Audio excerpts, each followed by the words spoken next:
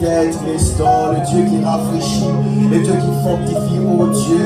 Père, j'ai besoin de toi dans ma propre vie, j'ai besoin de toi en ces instants. J'ai besoin de ta grâce au milieu de nous, oh Dieu. Donne-nous à parler de ta part, Seigneur mon roi. Je prie que tu passes par nous pour bénir la vie de quelqu'un dans ce lieu, oh Dieu.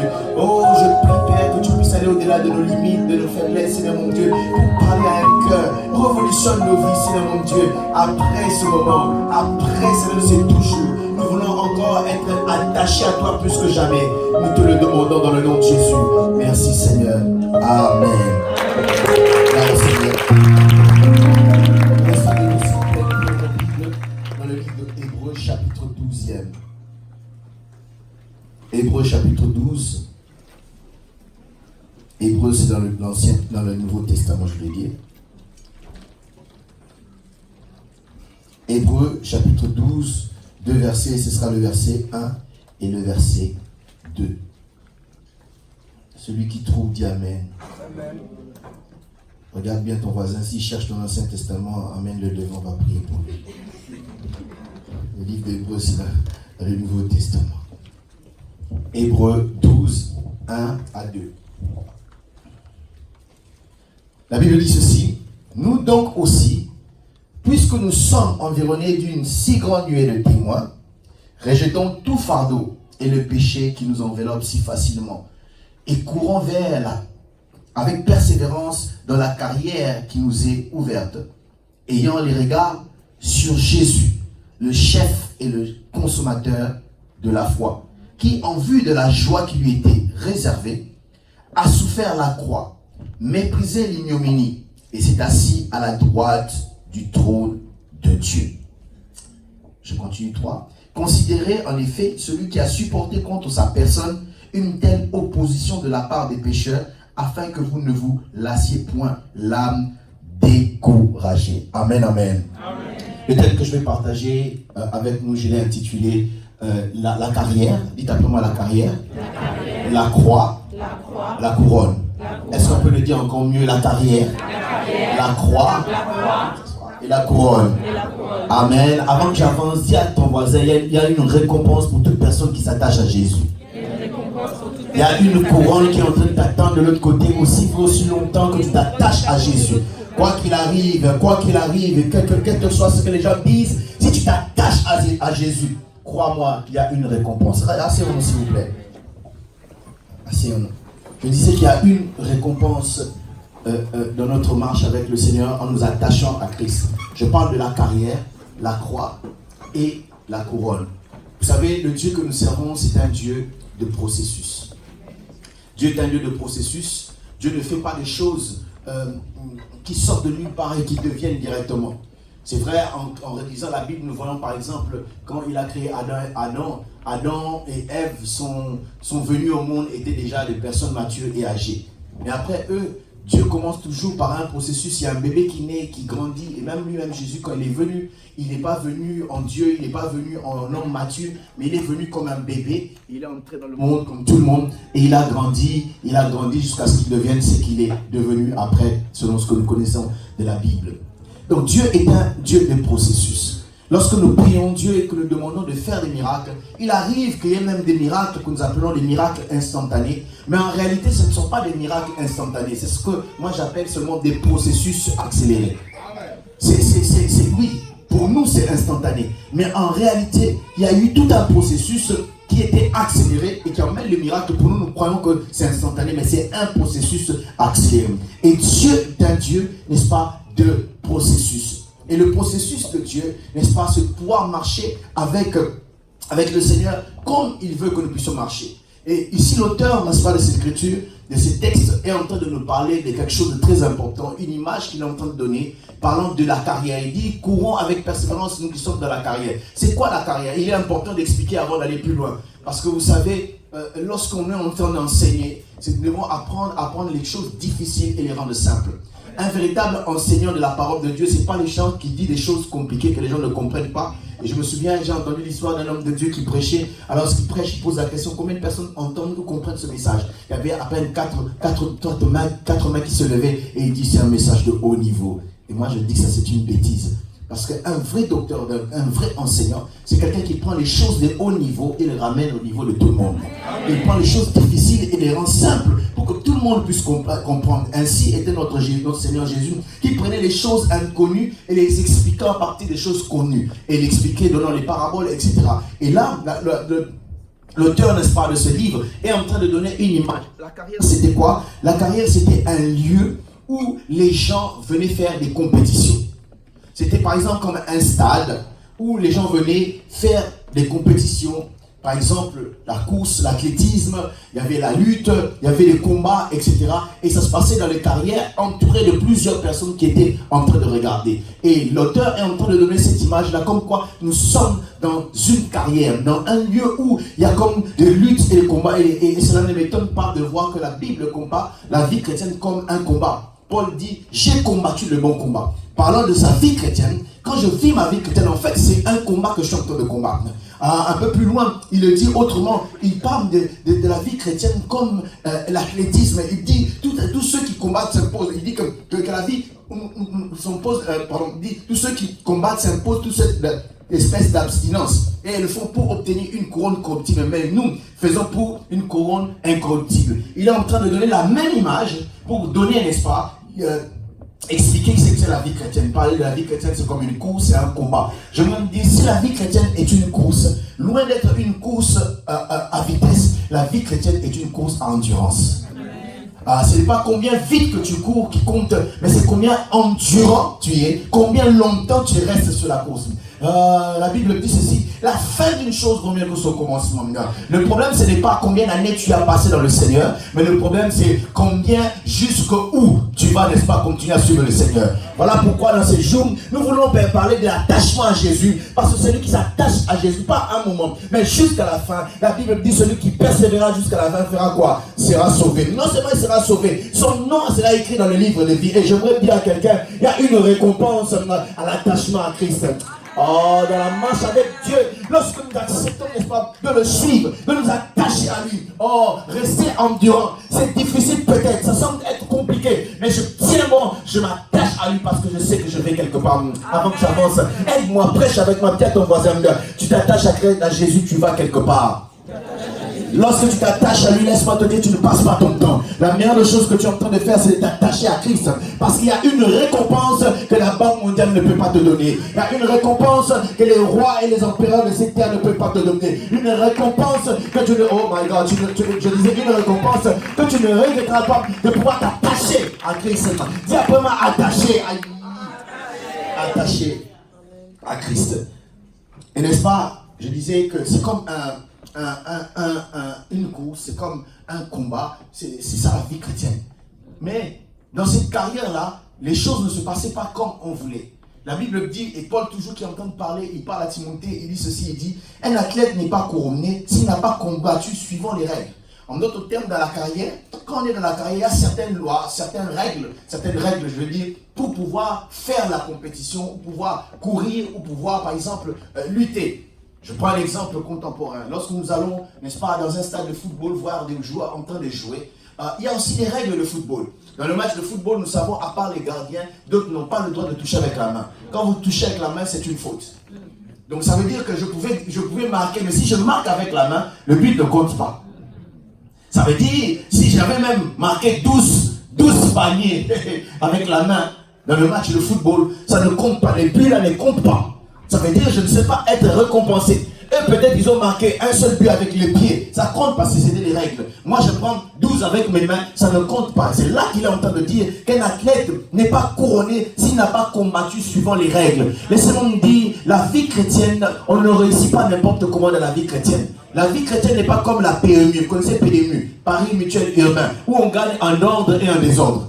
Dans la vie chrétienne, on ne gagne pas en ordre, en désordre, qu'en ordre selon les règles. Tu ne peux pas vivre la vie chrétienne comme tu as envie de vivre. Tu ne peux pas vivre la vie chrétienne, tu te fais ta propre façon de vivre la vie chrétienne à rapport à ton. Non, nous vivons la vie chrétienne pour avoir la récompense, mais si nous pouvons avoir cette récompense-là, nous l'aurons en faisant les choses selon la parole de Dieu. La Bible dit, celui qui même garde mes commandements. En d'autres termes, celui qui m'aime, celui qui est attaché à moi, marche selon les règles que je lui impose. Il marche selon ma volonté. Tu ne peux pas mener la vie chrétienne de toi-même comme tu veux. Comme tu veux. Non, non, non, tu vas marcher comme Dieu veut. Et l'une de ces règles, nous trouvons, n'est-ce pas, dans Luc 9, à partir du verset 23, qui dit ceci. Si quelqu'un veut me suivre, qu'il renonce à lui-même, qu'il charge sa croix, qu'il se charge de sa croix tous les jours et me suive. Car qui voudra sauver sa vie, la perdra. Et qui la perdra pour moi, gagnera.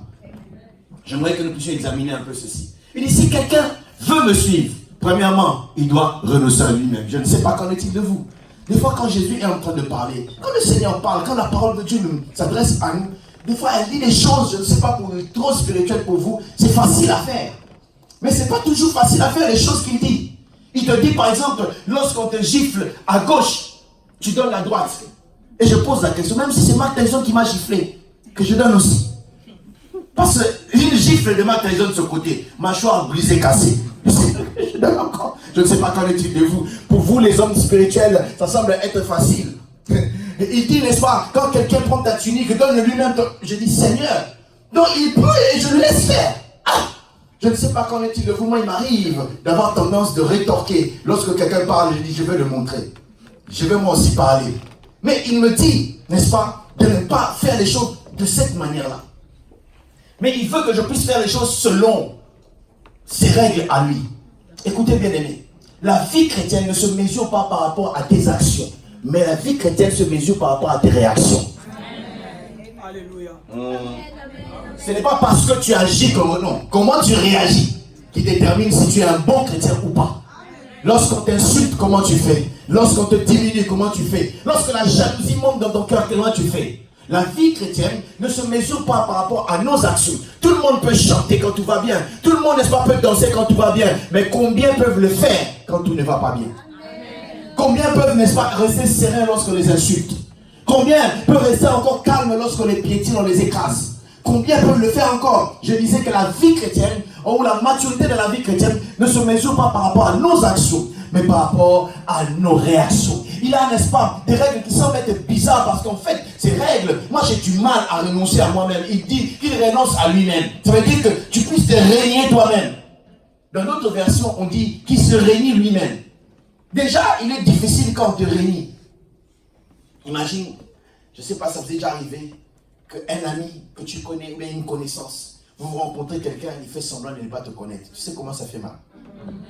Tu dis bonjour, on t'a snobé quoi. On t'a zappé. Bonjour avec enthousiasme la personne. Bonjour. Toi-même tu sens que quelque chose se passe. Et ça te dérange. Mais cette fois-là, ce n'est pas une autre personne. La Bible dit, toi-même commence à te réunir comme ça. Et il termine par là. Il dit qu'il renonce à lui-même. Et qu'il prenne sa croix. Je ne sais pas si vous avez entendu cela. La Bible ne dit pas qu'il prenne une croix. La Bible ne dit pas qu'il prenne la croix. Mais la Bible dit qu'il prenne sa croix. Ce qui veut dire, à chacune des vies correspondantes ici est déterminée, je veux dire, à chacune vie présente ici est représentée, je veux dire, correspond une croix particulière. Amen. Je vais le dire bien, j'ai tâtonné, je vais dire, à chacune des vies représentées ici correspond une croix particulière. Amen. Ta croix n'est pas ma croix. Ma croix n'est pas la tienne non plus. Donc on peut revenir, n'est-ce pas, du même quartier, de la même maison, même immeuble, même famille même, mais on a des croix différentes. Et la Bible dit, si tu veux me suivre, renonce à toi-même, qu'il prenne sa croix. Oh, aide-moi, dis à ton voisin, prends ta croix. Change de voisin, dis, prends ta croix. Tu ne peux pas t'attacher à Christ si tu ne t'attaches pas à sa croix. Tu dois porter la croix et marcher avec le Seigneur. Si quelqu'un veut me suivre, qu'il renonce à lui-même et qu'il prenne sa croix, qu'il renonce à ses désirs, qu'il renonce, n'est-ce pas, à ce que lui il veut pour prendre ce que moi je veux. Laisse-moi te dire, le meilleur plan qui puisse exister dans la terre, sur terre, ce n'est pas tes plans, ce n'est pas les plans de tes parents, tes amis, ce n'est pas les plans de ton gouvernement, c'est les plans du Seigneur. et qu'il laisse toutes ces choses et prendre les plans de Dieu, prendre la croix et marcher, n'est-ce pas, avec cette croix-là chaque jour. Lorsque je parle de croix ici, je ne suis pas en train de parler d'un pins qu'on met des fois sur nos vestes un dimanche pour bien décorer la croix, peut-être dorée ou en or même, on met ça. Je ne parle pas d'un bois qu'on peut couper et mettre dedans. Non, non, non, non. Lorsque je parle de la croix, je ne parle pas de quelque chose de physique, mais la croix, c'est toute situation que Dieu permet dans ta vie qui te pousse, n'est-ce pas, à crucifier ta chair. C'est ça qu'on appelle la croix. Pour certains, la croix peut être un mari compliqué. Un mari compliqué, depuis que vous savez, pour te dire je t'aime dans 10 ans, il dit 2 fois je t'aime. Compliqué. La croix peut être une femme aussi compliquée. Une femme qui passe au mari. Parce que, laissez-moi nous dire, il y a des femmes qui sont fortes, qui ont fait le judo. C'est tout noir en judo. Il y a des maris battus. Oui. S'ils sont ici, ils ne vont pas dire amen, je sais. Des maris qui se font tabasser sérieusement. Continue à porter ta croix, c'est ta femme que tu as épousée. D'autres personnes ont épousé leur croix, d'autres personnes ont enfanté leur croix. Ça peut être un enfant qui est turbulent tellement, qui emmène la honte à la maison, qui emmène des insultes, des problèmes à la maison, mais qu'il faut supporter. Cet enfant qui te pousse de sortir hors de toi. Oh, ou cette personne qui te rappelle toujours les mouvements des judo que tu as appris. La croix, c'est tout ce qui te pousse, des fois, à faire réagir la chair. Des fois, tu te peux montrer, tu te fâches, tu veux parler. Tu dis, mais écoute, qu'on mette la Bible à côté, je vais te montrer qu'est-ce que j'ai dit. Si tu as cette proposition, ça veut dire que tu n'étais pas Dieu encore. Amen. Nous avons besoin, n'est-ce pas, de marcher avec cette croix-là qui va commencer à briser notre chair. Or, voilà pourquoi je dis, ce n'est pas évident, mais ce n'est pas impossible. Oh, je disais, ce n'est pas évident, mais ce n'est pas impossible. Ce n'est pas facile, mais ce n'est pas impossible. De prendre sa croix chaque jour. Laisse-moi te dire, la croix que tu prends là, sur toi et en toi, va pouvoir, n'est-ce pas, t'aider demain. C'est cette croix qui va déterminer, n'est-ce pas, ta récompense. Je vais en arriver. La vie chrétienne ne peut pas se laisser aller. Aujourd'hui, je vois les chrétiens, des fois, Hosanna, alléluia, à l'église, mais regarde bien à la maison. À la maison, on vient, on cherche la sœur. Sœur? Quelle sœur? En fait, non. Bon, je ne sais pas si c'est une sœur, non, mais je cherche le nom parce que je crains que le nom puisse correspondre avec quelqu'un ici. Bon, enfin, ok, nous cherchons la sœur Young. Young. Il n'y a pas de Yang ici, je suis sûr. Young. Bon, en fait, la sœur, je ne sais pas. Nous, on a une Young ici, mais elle est pas sœur. Et puis elle passe un coup là, tu dis, ah, mais la voilà. Ah, c'est une sœur. Donc, à l'église, c'est alléluia, amen. Mais dans la maison, on ne te connaît pas comme chrétien. Dans le quartier, on ne te connaît pas comme chrétien. Ta croix, tu l'emmènes dans la salle et quand on dit amen, tu la déposes dehors et tu rentres comme ça et tu marches. Laisse-moi te dire que la vie chrétienne ne marche pas comme ça. Si quelqu'un veut me suivre, qu'il prenne sa croix et qu'il marche après moi. Tu ne peux pas avancer avec Dieu si tu ne prends pas ta croix. Aide-moi, dis à ton voisin, prends ta croix, prends ta croix. Ne l'oublie pas, ne la dépose pas. Prends ta croix, marche avec ta croix. Ne la diminue même pas. J'ai vu une image dans les réseaux sociaux où comme quelques personnes qui étaient en train de se promener, ils étaient en train d'aller quelque part avec la croix parce qu'elle pesait. Il y a une des personnes qui a taillé sa croix. Elle est devenue petite. C'était facile. Et les autres sont en train de souffrir. Mais cette personne-là, sa croix était tellement petite. Et c'est qu'elle ne savait pas. Il est arrivé un moment, il y avait un ravin, il faut traverser. Il fallait mettre sa croix pour traverser. Mais sa croix était tellement petite qu'il ne pouvait pas aller de l'autre côté. Laisse-moi te dire, ne diminue pas ta croix. Ne fais pas de ta croix sur mesure. Laisse la croix telle que Dieu te la donne. Et c'est à toi de la porter et de l'amener par. Oh, qui dit amen à ce que je suis en train de dire. Donc ainsi, qu'on dise tout ce qu'il peut dire. Mais garde ta croix avec toi. Qui t'écrase, mais j'ai la croix. Qui puisse dire des choses sur toi. Je garde ma croix. Et j'avance avec la croix. Amen, amen, amen. Alors, le texte que nous avons lu, si nous voulons entrer dans le contexte de ce texte, c'est un texte écrit à un peuple qui était de la religion juive avant, qui étaient les pharisiens ou les sadducéens, qui croyaient à la Torah et après ont reçu le message de l'évangile de Jésus-Christ. Ils ont cru en Jésus et ils ont commencé à avancer avec Jésus. Et il arrivait, maintenant un moment, les gens sont venus leur parler, ils disent, mais vous êtes fous. Vous voulez suivre un homme que nous connaissons. Il habite, là, on connaît sa maison. C'est un fils de charpentier. Comment on pourrait suivre? Laisser, n'est-ce pas, Moïse, qui lui nous a amené les tablettes de la loi. Comment laisser Aaron, qui était le souverain sacrificateur. Comment laisser les sacrifices pour suivre un homme, fils d'un homme seulement.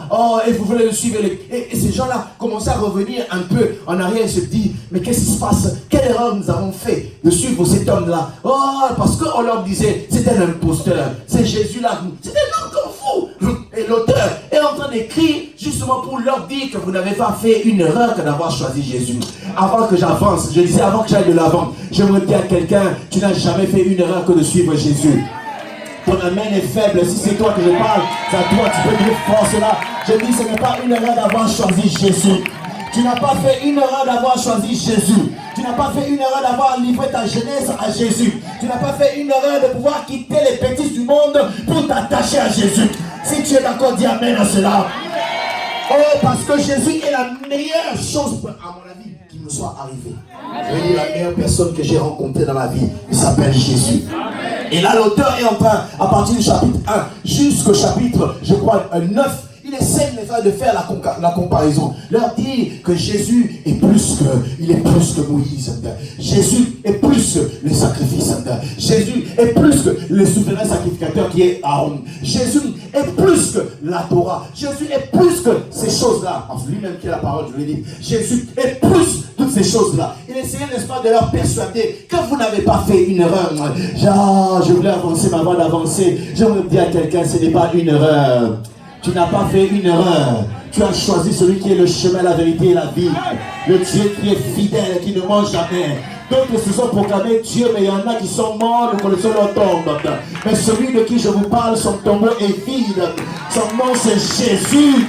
Je disais Jésus. Tu n'as pas fait erreur de pouvoir suivre. Pour t'aider encore à pouvoir l'aimer, encore comprendre. Dis d'abord Amen et que j'avance. Je me suis rendu compte de ce Jésus-là, je l'aime beaucoup. Parce que malgré ta toute puissance, il y a des choses qu'il ne peut pas faire. Et parce qu'il ne peut pas faire ces choses-là, je l'aime encore. La Bible dit qu'il est tout puissant. Mais il est capable de faire certaines choses. Des choses que les hommes peuvent faire. Mais lui, il est incapable de le faire. Et quand je réalise cela, je l'aime encore davantage. Vous savez, est-ce que je peux vous dire ce qu'il est incapable de faire? Il est incapable de mourir. La Bible dit qu'il est éternel. Oh God, oh God. Il est incapable de mourir. Le nôtre, il est le même hier, aujourd'hui et éternellement. Est-ce que je peux dire la deuxième chose? La deuxième chose, c'est qu'il ne change pas. Je connais les hommes, avant quand je les connaissais, ils étaient noirs, après ils sont devenus métis. Mais je dis, lui, il ne change pas. Rien ne peut le changer. Il est le même hier, aujourd'hui et éternellement. Alors les hommes peuvent changer, mais lui, il ne change pas. La troisième chose, c'est que Jésus ne peut mentir. Oh my God, je ne sais pas si quelqu'un est en train de me comprendre. Il ne peut mentir, il n'est pas un homme pour mentir, ni un fils d'homme pour se repentir. Ce qu'il dit est vrai et il dit la vérité. Quand je pense à ces choses, ça me pousse à m'accrocher à ce Jésus-là, à m'accrocher à celui-là. Il dit non, ce Jésus est plus que toutes ces choses. Jésus est plus que les sacrifices. Il est le sacrifice suprême que le Père a accepté, qui s'est présenté une seule fois et qui a pardonné l'humanité, qui a pourvu pour le pardon de toute l'humanité. Jésus est la meilleure chose qui puisse arriver à l'humanité. Jésus est le meilleur sacrifice que Dieu a créé. Il est en train de leur parler. Mais arrivé au chapitre 10e, il quitte le temps de persuasion, il entre dans l'encouragement. Dites après moi encouragement. Une chose que j'aime dans la vie, c'est savoir encourager. Vous savez, il y a des gens qui, dans leur famille, tout ce qu'ils savent, c'est blâmer, ils n'ont encouragé. Je pense que ces papas ne sont pas là. Ces gens de papas, quand l'enfant réussit, on ne dit rien. Mais quand il échoue, c'est à ce moment-là qu'on l'élève la voix. Non, ils ne sont pas ici. Ils sont pas ici. Ces gens de papas doivent être là-bas, soit au Ghana, à Toulouse, ou peut-être, mais pas ici. Amen. Les gens de personnes, merci. Les gens de personnes qui ne font que écraser les gens et décourager les gens. Tu apprends quelqu'un à devenir mieux, à faire mieux par l'encouragement que par les critiques. Amen. L'encouragement peut élever. Personnellement, j'aime pas les travails ménagers. J'aime pas. Et je me souviens, notre maman avait la manie, c'est les jours fériés, de nous appeler tous nos enfants pour pouvoir travailler. Et là, il va vous dire d'enlever tout ce qu'il y a dans le salon et de pouvoir laver vraiment, c'est vous qui allez faire. Il faut transporter ces meubles qui étaient lourds. Et des fois, je faisais semblant de transporter, mais en réalité, je ne transportais pas. Mais c'est une chose que j'aime dans les travaux ménagers, c'est faire la vaisselle. Et je regrette parce qu'il y a une machine à vaisselle aujourd'hui. Parce que j'aime faire la vaisselle. Comment est-ce que j'en suis arrivé là? À l'âge de 13 ans, je suis allé chez l'une de mes grandes sœurs. Alors, elle m'a demandé un jour, elle dit, Papicho, est-ce que tu veux bien venir faire la vaisselle pour moi? Ah, d'abord, j'ai boudé sérieusement. Premièrement, c'est la vaisselle, j'aime pas. Deuxièmement, à mon avis, à l'époque, ça c'est le travail pour les demoiselles, les filles, pas pour les garçons. Mais c'est ma grande sœur, qu'est-ce que je fais? J'ai obéi. Je suis venu, j'ai commencé à faire tout en bouton. Et je frottais là. Il dit, frotte bien, tu frottes bien, frotte. Oh, pourquoi il disait ça? Je frotte. Il dit, mais tu frottes très bien, vraiment, frotte, surtout là, genre, je frotte. Et puis elle ajoute, elle dit, tu frottes, parce que je suis jumeau. Moi c'est Papicho, ma jumelle s'appelle Mamicho. Alors il dit, tu frottes, tu fais mieux que Mamicho. Quand j'ai entendu ça, j'ai dit, waouh, j'ai bien encore frotté. Le lendemain, je vais lui demander, est-ce que tu n'as pas d'assiette, je vais les laver pour toi. Et il me donne. Et j'ai commencé. Depuis, j'ai aimé ça. Pourquoi? Grâce à l'encouragement. Et quand on a grandi une fois, donc 5 ans à peu près, ou même 4 ou 3 ans après, j'ai dit, moi je fais la vaisselle mieux que toi. Et ma soeur me dit, on te flattait. J'ai réalisé qu'on me flattait vraiment. Mais malgré ça, ça n'a pas enlevé le courage et l'envie de pouvoir faire cela. Parce qu'elle m'a encouragé en le faisant, ça m'a aidé jusqu'aujourd'hui. Je le fais sans problème. Je disais sans problème. Pourquoi? Parce qu'on m'a encouragé. J'aimerais nous dire, nous servons un Dieu qui sait encourager les gens. Nous servons un Dieu qui peut relever et nous pousser à faire mieux. Voilà pourquoi la Bible dit, il n'écrase pas la mèche qui fume, plutôt il n'éteint pas la mèche qui fume, il ne brise pas le roseau cassé. Quelqu'un qui est déjà cassé par ses problèmes, tu viens encore les casser, pourquoi? Amen. Le défaut de l'église aujourd'hui, c'est justement ça. Quelqu'un a dit que Dieu est comme quelqu'un, quand quelqu'un fait du mal ou pêche, il prend son péché comme une pierre, il jette dans la mer au fond. Mais les chrétiens sont devenus spécialistes en plongeant. Ils vont plonger. Tu te souviens ce que tu avais fait en 1978? 1978! Ah! Je vais dire, dis à ton voisin, sois courageuse et encouragé. Sois encouragé à t'attacher à Christ. Que personne ne puisse t'intimider, que personne ne puisse te décourager. Sois encouragé à t'attacher en Christ. Sois encouragé, je dis. Sois encouragé de continuer la marche avec Jésus. Relève ta tête et marche encore. Relève ta tête et continue à avancer. Prends encore tes rêves que tu avais avec le Seigneur, continue à avancer. Si tu es d'accord, dis amen que j'entende.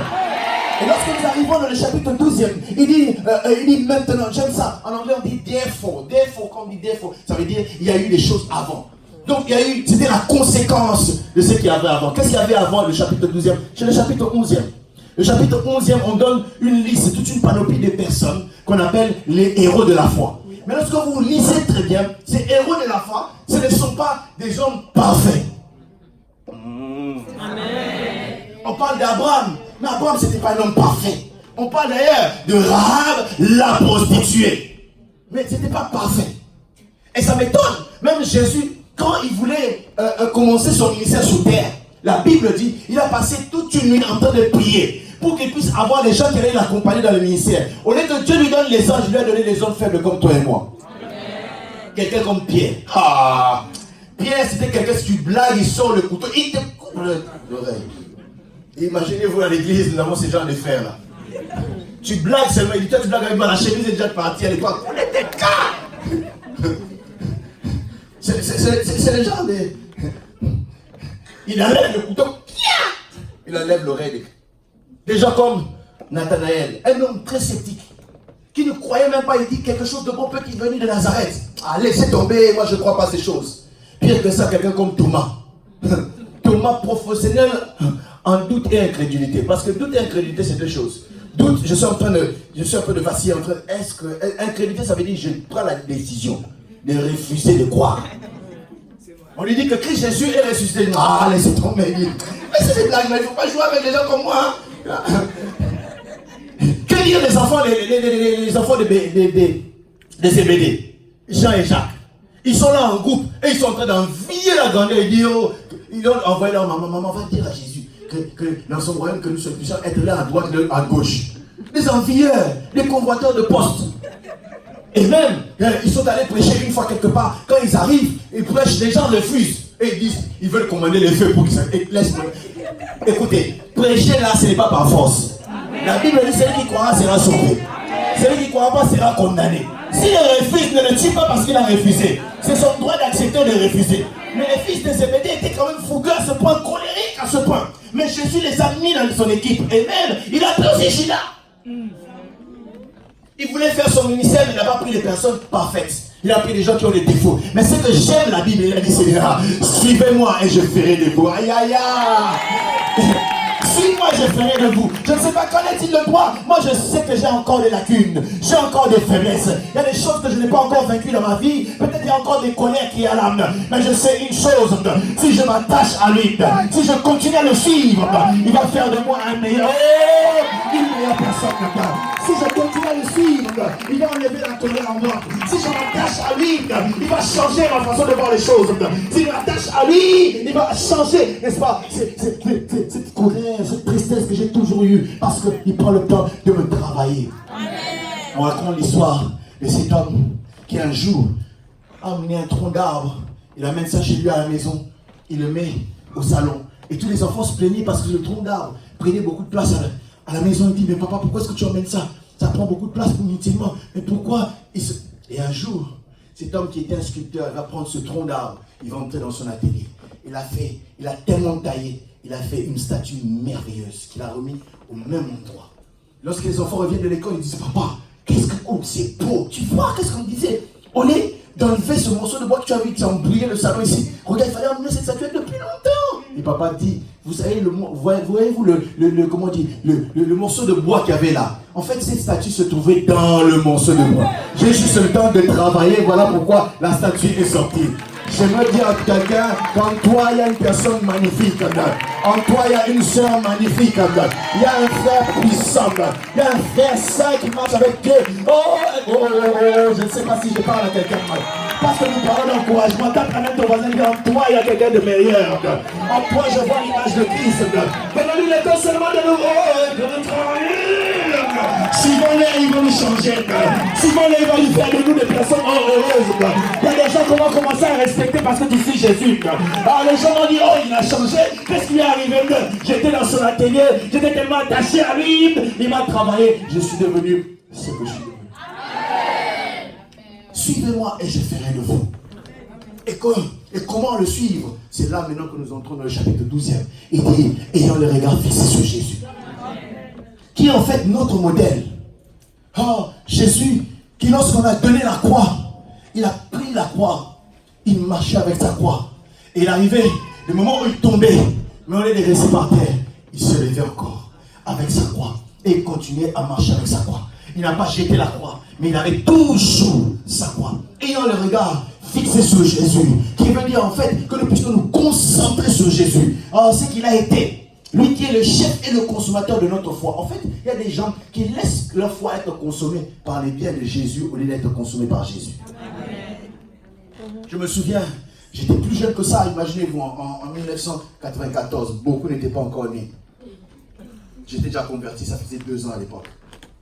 Et nous avons été priés pour des personnes sur les chaises roulantes, pour les paralytiques. Et je vous dis, on a échoué lamentablement. Et j'étais cassé. Et j'ai dit, je vais abandonner la foi. Bon, est-ce que ta foi est liée à la guérison des paralytiques? Ou bien ta foi est liée à Christ? Amen. Vous verrez quelqu'un, oh non, j'ai attendu le mariage, ça ne vient pas. Seigneur, en tout cas, si cette année je ne me marie pas, c'est que je vais te faire. Qu'est-ce que tu peux faire à Dieu? Qu'est-ce que tu peux faire à Dieu?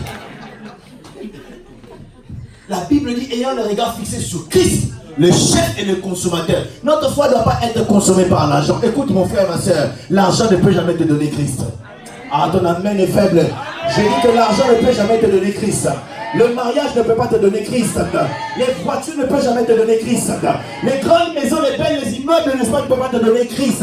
Mais la bonne nouvelle est que Christ peut te donner de l'argent, il peut te donner le mariage, il peut te donner les belles maisons, il peut te donner la belle voiture. Je ne sais pas à qui est-ce que je suis en train de parler. Si je ne te parle pas, ne dis rien, c'est à toi. Lève ta main, crie à maman. Yeah! Oh yes. Jésus peut nous donner ces choses-là. Alors, est-ce que je dois m'attacher aux choses de Jésus ou à Jésus lui-même? On raconte l'histoire de cet homme, ce bijoutier. Alors, je vais dire, son magasin, il y avait des beaux bijoux en or, en émeraude, en diamant, etc. Et alors, deux femmes vont entrer. Et l'une qui était en train de dire, viens voir comment c'est beau. Oh, c'est beau. Et puis, oh, moi je veux celui-là, moi je veux celui-là. Et l'autre ne disait rien. Il avait le regard seulement sur le bijoutier. Il dit, mais qu'est-ce que c'est, toi tu veux pas ça? Il dit, moi je ne veux pas ces bijoux, moi je veux les bijoutiers. Parce que je sais, si j'ai les bijoutiers, j'aurai les bijoux. Oh God. Si j'ai Jésus, j'aurai les choses qu'il peut donner. Je n'ai pas besoin de m'accrocher aux choses. Parce que je peux avoir les choses et manquer Jésus. Mais je ne veux pas, oh my God, je ne sais pas si je parle à quelqu'un. Je ne sais pas si je parle à quelqu'un. Je veux m'attacher à Christ.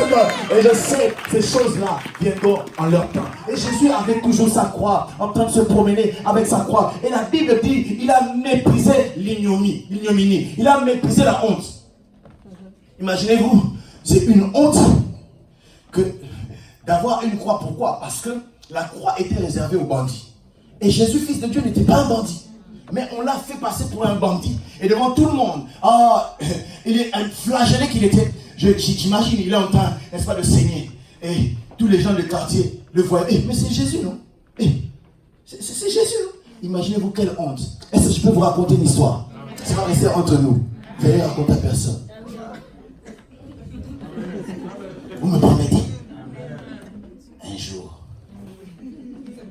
je vais dans un magasin où on vendait les téléphones chers. Ça coûtait vraiment très cher. Et je vois deux personnes, un garçon et une fille qui vont entrer dans le même magasin. Et quand ils rentrent, et quelques minutes après, ils partent. Moi, si je voulais me retourner, le monsieur qui vendait, il dit non, monsieur, ne partez pas. Mais il y a un téléphone qui a disparu ici. Donc il a dit que c'est moi qui ai pris le téléphone. Il dit non, ne partez pas. Le temps où je discute, les gens attroupement. Et pasteur. Tout le monde vient pour regarder. Et la police est venue, on te maîtrise d'abord. Et qu'est-ce qui se passe? Après quelque temps, la police veut te prendre. Monsieur, vous devez parler, la police veut te prendre. Et on se rend compte, oh non, j'avais mis ça ici. Moi aussi. Je dis non. En tout cas, avec toute la honte que j'ai eue là, tu dois me dédommager. Moi, je veux te porter plainte. Il dit non, est-ce qu'on ne peut pas gérer ça à la lumière? J'ai dit non, je te propose 3 000 euros. J'ai dit, 3 000 euros. La personne cache maintenant, commence à donner.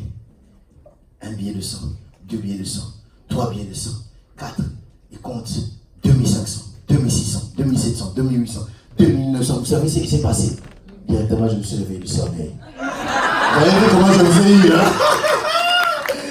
Mais je vous emmène seulement à réaliser un peu la honte. Vous imaginez un peu la honte? La honte, le fils de l'homme, avec une croix, des bandits. La honte, lui qui faisait des miracles. Regarde comment on est en train de le menacer. Et il transportait sa croix. Mais la Bible dit, il a méprisé l'ignominie. Le problème avec la plupart d'entre nous, c'est que nous avons honte. Là, il ne faut pas avoir honte. Les païens viennent et disent, regarde-moi, tu es devenu vieux, toi aussi. Hein, on va en boîte, on va swinguer, on va danser. Et toi aussi, tu dis, tu ne comprends pas qui tu es. Tu ne comprends pas qui est ce que tu as reçu dans ton cœur. On a honte. Il y a des gens, ils ont la Bible. Mais quand on dit, mais la manière dont ils cachent la Bible pour qu'on ne sache pas. La manière dont ils cachent leur chrétienté, leur foi, pour que les gens ne puissent pas constater. C'est parce que tu n'as pas compris. Si les gens doivent se moquer de nous, qui se moquent de nous, mais je méprise leur moquerie. Je méprise la honte qu'ils peuvent mettre sur moi, parce que je sais qu'il y a une couronne là-bas. Oh my God, je ne sais pas si je parle à quelqu'un. Je méprise ces choses, parce que je sais qu'au-delà, il y a mieux que ça.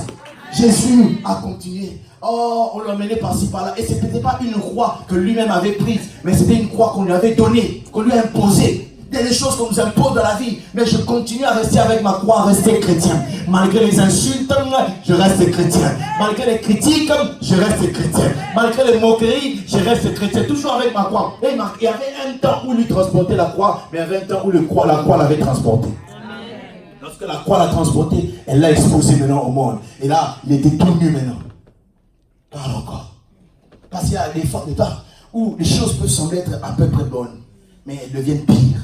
Et tu es exposé devant tout le monde maintenant, avec cette honte. Et les gens maintenant commencent à dire, si tu es le fils de Dieu, descends de cette croix. J'ai dit, heureusement, ce n'était pas moi. Parce que si c'était moi, Je dis, ah, vous avez trop parlé. J'enlève les clous, je descends, je commence à les gifler un à un. Pa, pa, pa, pa, pa. Et puis je monte encore la croix, je mets en haut. Mais gloire soit rendue à notre Jésus parce qu'il n'a pas fait cela. Il est resté sur la croix parce qu'il sait sa gloire est dans la croix. J'aimerais dire à quelqu'un, oh, la gloire est dans la croix que tu transportes. Tu n'as pas besoin de réagir mal, reste chrétienne. S'il va parler toi, reste chrétienne. Qu'il fasse ce qu'il veut faire, toi reste chrétien. Ah, je vois qu'on a écrit la carrière, la croix et la croix. Est-ce que vous savez, sur chaque croix se trouve un roi? Amen. Si vous enlevez les C et les X, il reste quoi? J'aimerais dire à quelqu'un, Dieu veut t'amener à régner. Le reste c'est la Et si non longtemps, tu continues à rester sous ta croix. C'est dans ce moment-là que Dieu va faire quelque chose. Amen. Et la Bible dit, c'est sous la croix que Jésus va dire, Père, Père, pourquoi m'as-tu abandonné? Si vous lisez, non pardon, il dit, mon Dieu, pourquoi m'as-tu abandonné? Lorsque vous lisez la Bible, vous allez voir, il n'y a aucun endroit sauf celui-là où Jésus appelle son Père Dieu. Partout il appelle Père. Il n'y a qu'en ce moment-là qu'il appelle Dieu. Qu'est-ce qui se passe? Il arrive où tu traverses des moments tellement durs. Tu commences à douter de ta foi. Est-ce que vraiment je suis enfant de Dieu? Est-ce que j'ai reçu Jésus moi dans ma vie? Est-ce que moi, je me souviens, nous allions prier avec deux amis. Et nous allions dans une montagne pour prier. Et en allant, il y en a une qui a commencé, oh Seigneur, pardonne mes péchés. Pardonne mes péchés. Oh. Quand tu as reçu Jésus, déjà, tu demandes les pardons des péchés de quand tu étais enfant, il y a 12 ans. Non. Parce qu'il arrive des situations qui viennent dans notre vie. On commence à se dire, est-ce que ce n'est pas à cause des péchés que j'avais fait en 2001? Un pasteur nous raconte, il dit, il venait prêcher chez nous le matin. Il dit, il voulait nouer des lacets de sa chaussure. Directement, il s'est souvenu des années en arrière. Un jour, il a rencontré quelqu'un qui voulait cirer ses chaussures. Et la manière dont il a insulté ce gars. Et puis il dit, tu vois, ces péchés-là, tu n'avais pas demandé pardon. Écoutez bien aimés, quand nous venons en Christ et que nous demandons pardon pour tous les péchés d'avant, c'est vrai que nous devons continuer à nous purifier quand nous sommes en Christ. Mais tu n'as pas besoin de retourner dans les péchés de 1900 Abraham. Tu veux ressusciter les péchés de 1900 Abraham quand tu ne connaissais pas Jésus. Ah, des fois, il n'y a pas seulement une situation de péché, on a l'impression que Dieu nous a abandonnés. On se pose la question, Seigneur, qu'est-ce que j'ai fait de mal vraiment? Et dans nos têtes, on commence à voir des mal imaginaires. Ah, ces jours-là, quand j'avais menti. Est-ce que tu avais demandé pardon? Gloire à Dieu, tu avais demandé pardon. Et tu dis, j'avais fraudé dans les trains. Est-ce que vous savez que frauder dans les trains, c'est un péché? Amen. Ton amen est entré dans mon cœur. C'est le vol. Amen. Tu voles la France. Oui. Il y a des gens spécialistes, ils sautent. Quand il est fatigué, ils sautent. En tout cas, aujourd'hui, ne rentre pas en sautant. S'il faut faire les pieds, mais ne fraude pas. Et il y a des choses comme ça. On se pose la question, est-ce que ma relation est bonne? Est-ce que ça arrive? Je ne sais pas, ça vous est déjà arrivé. Moi, ça m'est déjà arrivé de prier comme ça. Je dis, Seigneur, qu'est-ce que j'ai fait pour que je mérite toutes ces choses? Mais c'est qu'il ne savait pas, c'était la recette qu'il fallait pour la gloire. Oh my God, je disais, c'était la recette qu'il fallait pour la gloire. Et quelque temps après, Jésus est mort. Moi qui croyais que le Père peut-être allait envoyer Élie, qui allait sortir, le prendre de là où il était, et, n'est-ce pas, le faire disparaître glorieusement. Mais Dieu a permis que Jésus puisse mourir. J'ai comme l'impression qu'il arrive dans la vie que Dieu te refuse une guérison parce qu'il t'a réservé une résurrection. Je ne sais pas si je suis en train de parler à quelqu'un. Il arrive, il refuse de te donner, n'est-ce pas, le moindre parce qu'il a ce qu'il veut, il veut que la gloire puisse s'éclater encore plus fort. Oh, notre Dieu est un Dieu de gloire. J'aime le dire, le Dieu que nous servons n'est pas fantôme, mais il aime qu'on parle de lui. Et le seul moyen qu'on puisse parler de lui, c'est prendre tes problèmes et les changer en solution. Il va faire éclater ta gloire. Je veux prophétiser dans la vie de quelqu'un, ce problème qui t'a fait pleurer, oh my God, ce problème-là qui te fait pleurer, sois prêt parce que Dieu va prendre ce problème-là. Et de ce problème va sortir une grande gloire. Si c'est la bonne jamais que j'appelle cela. Oui, de ce problème-là, quelque chose va changer. il est mort. Il est mort. Et j'imagine les gens commençaient à parler. Et ils disaient, n'est-ce pas, on va voir qu'est-ce qui va arriver. C'est comme il avait trop parlé, le Fils de l'homme. On va voir qu'est-ce qui va arriver. Mais ce qu'il ne savait pas, Dieu attendait le 3e jour. Oh, dites après moi le 3e jour. Vous savez, le chiffre 3 est un chiffre d'accomplissement. Dis après moi le 3e jour. Dieu fait pour tout le monde, mais il n'accomplit pas pour tout le monde. La Bible dit, il fait lever le soleil pour les justes et les méchants. Mais en ce qui concerne l'accomplissement, il accomplit que pour ceux qui ont des promesses. Je ne sais pas s'il y a quelqu'un qui a une promesse dans ce lieu. Je ne sais pas s'il y a quelqu'un dans ce lieu à qui Dieu a dit quelque chose. Si tu es là, lève ta main que je vois écrire pour moi. Yeah! Oui. Aide-moi à dire à ton voisin, moi j'ai une promesse. Chante de voisin, moi j'ai une promesse. La bonne nouvelle est que la promesse ne pourrit jamais. La promesse ne meurt jamais. Avant que tu puisses mourir, cette promesse doit d'abord s'accomplir. Je bénis le Seigneur pour ce qu'il a dit dans ma vie, parce que j'ai une promesse. Ne me regarde pas tel que tu me vois, j'ai une promesse. Aide-moi à dire à ton voisin, j'ai une promesse. Ne me regarde pas comme ça, moi j'ai une promesse. Je pleure aujourd'hui, mais Dieu m'a parlé. Je pleure aujourd'hui, mais il y a une prophétie sur ma vie. Je pleure aujourd'hui que mes larmes ne te trompent pas. Ma vie a une promesse. Et je sens d'aller quelque part avec Dieu, car ma vie a une promesse. Aide-moi à dire à ton voisin, j'ai une promesse. Et en ce moment, la Bible dit, on a mis des soldats devant la porte, devant, n'est-ce pas, the grave, la tombe, pour qu'ils puissent empêcher assez que Jésus puisse sortir. En d'autres termes, pour qu'on puisse empêcher Jésus de ressusciter. Mais j'aime Dieu, car Dieu n'a pas besoin de tricher pour te bénir. Oh, ton amen est faible, je disais, il n'a pas besoin de tricher pour te bénir. Si le diable veut devenir 1000 fois diable, qu'il devient le diable. Oh my God, je dis qu'il ne bouge pas. S'ils veulent attaquer, qu'ils attaquent. Que personne ne fuit. Dis à ton voisin qu'il ne fuit pas, qu'il reste là. Je n'entends pas que les sorciers qui ne t'aiment pas ne fuient pas, qu'ils restent là. Tous ceux qui sont ennemis de la paix de l'éternel ne fuient pas. Laissez toujours les ennemis. Oh. Restez encore là, ne fuyez pas. Laissez toujours les ennemis. Oh my God, oh my God. Oh my God. Ah, j'aime vos cris. Parce que ce sont les cris de victoire. Nous sommes en train de gagner. Puis personne ne va de nous gagner. Parce que ces gens-là sont dans les marches à pied. Et si longtemps qu'ils sont nombreux, nous allons monter. Si tu es là, ta main. Oh, c'est à notre Dieu. Et la Bible dit, le 3e jour est arrivé, la terre a déjà commencé à trembler. Je sens la terre trembler dans la vie de quelqu'un. Je sens les choses commencer à bouger. Parce que tu les vois s'élever parler en nombre, ça veut dire que quelque chose est en train de se passer. Et le 3e jour est arrivé, et la Bible dit, Jésus est ressuscité. J'aimerais dire à quelqu'un que Dieu est en train de faire quelque chose dans ta vie. Ne jette pas la croix, reste là. Est-ce que j'aime lorsque Jésus est ressuscité? Oh, on est même de ressusciter ailleurs. Parce que quand on l'a arrêté de la ville de Jérusalem. On l'a flagellé à Jérusalem. On l'a crucifié à Golgotha près de Jérusalem.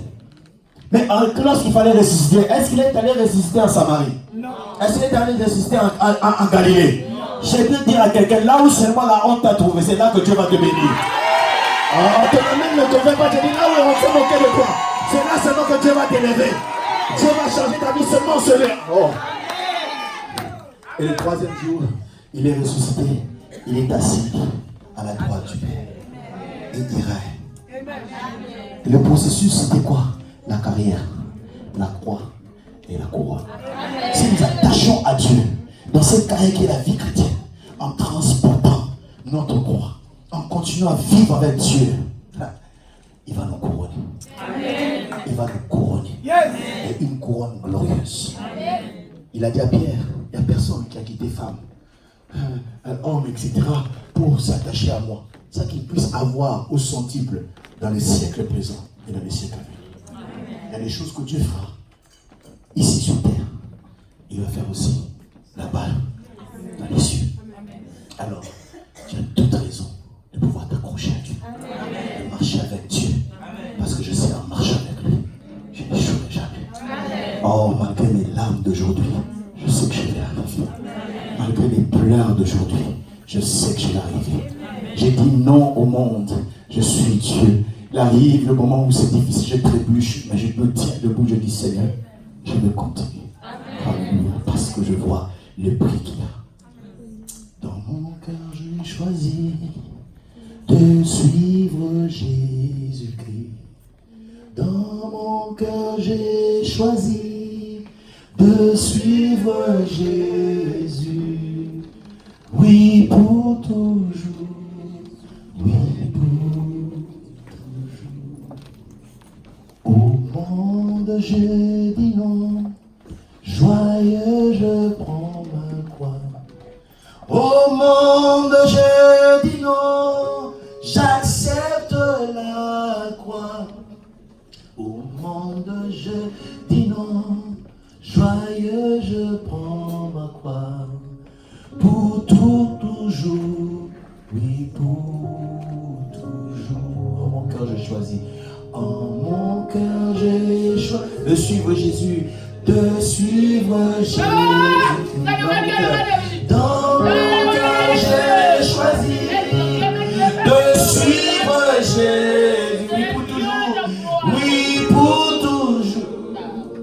Oui, pour toujours. Alléluia. J'aimerais que quelqu'un dise, Seigneur, je vais te suivre malgré les peines, les douleurs. J'aimerais te suivre. J'aimerais marcher avec toi. Oh, dans les moments que je vais marcher avec toi, Jésus. Je vais m'accrocher à toi, m'attacher à toi. Peu importe ce qui peut arriver. Aide-moi à m'accrocher à toi, Seigneur. Oh, oh, laisse ta voix parler à Dieu. Oh,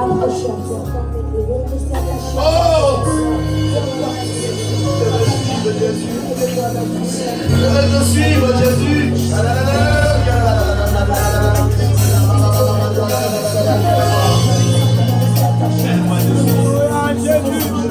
Dis-lui que tu veux marcher avec lui pour l'éternité. Lorsque tu regardes autour de toi, ça semble aller bien pour les autres et pour toi ça ne marche pas. Dis, je veux m'approcher quand même à toi, Seigneur. Oh, quand la chair brûle en toi, peut te dérailler, dis Seigneur, s'il te plaît, donne-moi la victoire sur la chair, sur le péché.